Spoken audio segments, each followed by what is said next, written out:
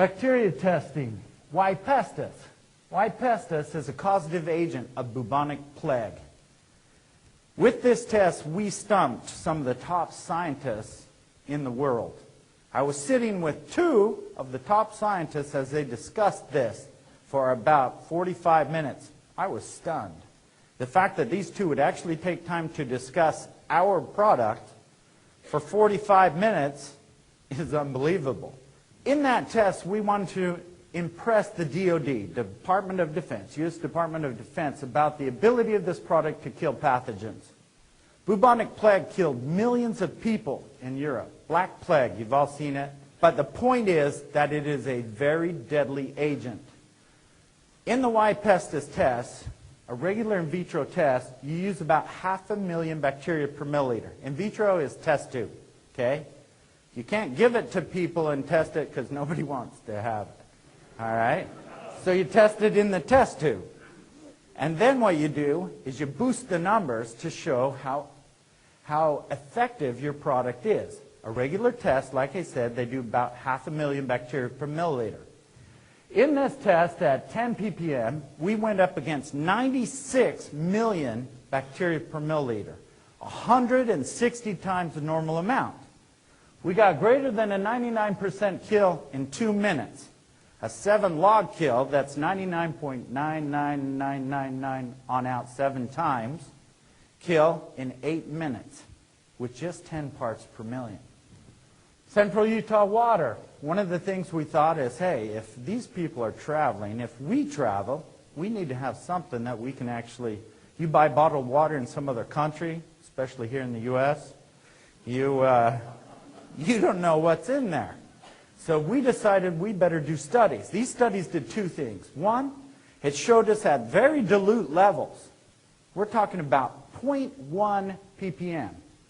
That's 140th the amount you get in the new silver solution. At 0.1 ppm, we killed all the bacteria in raw river water in 2 minutes. Actually, a minute and a half, but I figured that it probably took them that long to get the test in. Okay? At half that level, 0.5 ppm, we killed it all in 20 minutes.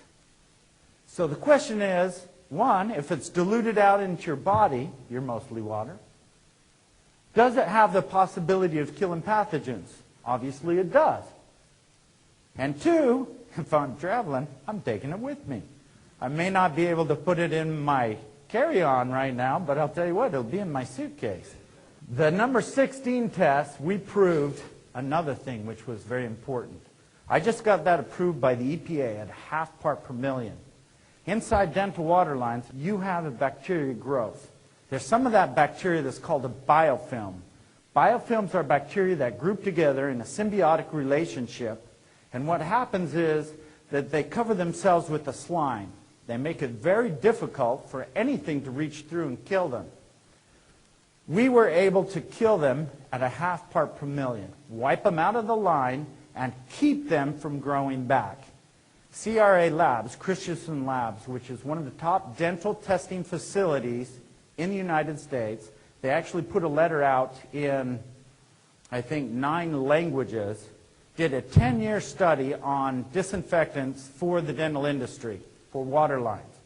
Of 42 products, they picked ours in the top 4. The only one that was non-toxic, the only one that was non-chemical. It wipes out the smell that kills the bacteria that even causes smell in the line. Silver versus virus. This might be some of the most important data you see. I am not claiming right now that we can cure any of those things. But if you look on there, the ability to kill virus is very important. Our first study, we said, let's see if we can actually kill a virus. So we were working with a partner out of India, a biopharma company. They said, okay, we'll put it up against a challenge of 1 billion virus. Okay? 1 billion is a lot. That's a huge challenge. We killed it all in 2.5 hours. Okay? In 2 hours, there were 2 left out of 1 billion. 2.5, we killed them all. So if the question is, can you prove that your product our product, will kill a bacteria? Yes. Kill a yeast? Yes. You've seen it. Kill a protozoa? Yeah, malaria is a protozoa. We proved that we could wipe it out. A virus? Yeah, we can. We have that data. And you have it now. We did SARS with the National Institute of Health, the NIH. That's the government labs, top lab in the country. They proved that we could kill SARS with the product at just 60 minutes. Okay? They had a huge problem with doctors in a lot of countries. First you have to pull everybody out of the room. Then you disinfect. Then you disinfect from the disinfectant. And then you can let everybody back in. The first patient you bring back in reinfects that entire room. Okay? And our point with this is, hey, it took an hour. So what? The fact is, I can disinfect with you sitting there. I can disinfect a wheelchair with the kid in it. I can disinfect a baby crib. I can disinfect anywhere where you live and work. We're approved for gram-negative, gram-positive, and nosocomial, hospital-mutated pathogens. Okay? Any hard surface. The last one on these lists are probably the ones that are going to get your attention. Okay? And I'm not meaning to scare you to death, and actually I won't give you the numbers that I got, because I probably shouldn't. But the point is that it might become very important for you to have something in your house that has at least proven in vitro tests to be able to kill bird flu, H5N1. We've tested against 3 different strains. All right? We have proven that we could kill bird flu. Tamiflu has not. They can't kill it.